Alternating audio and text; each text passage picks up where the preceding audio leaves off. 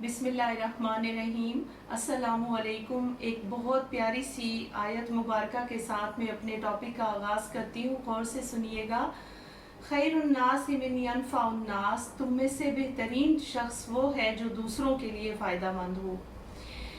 नबी पाक सल्लल्लाहु अलैहि वसल्लम ने भी यही बात फरमाई है कि तुम में से वो शख्स अच्छा है जो दूसरों के लिए फ़ायदा मंद है।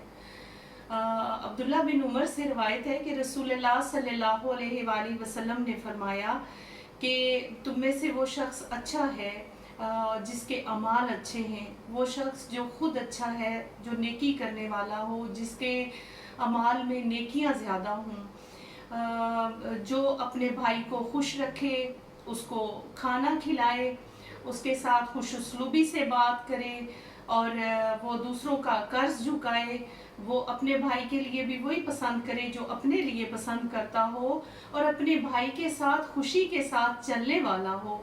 तो अल्लाह ताला ने ऐसे लोगों के लिए खुशखबरी सुना दी है कि उस दिन जब रोज़े क़यामत लोगों के कदम डगमगा जाएंगे तो अल्लाह ताला अपने भाई को चाहने वाले और उसका ख्याल रखने वाले को एक आला दर्जा देगा और उसके कदम साबित कदम रहेंगे और उसको कामयाबी उसकी यकीनन कदम चूमेगी।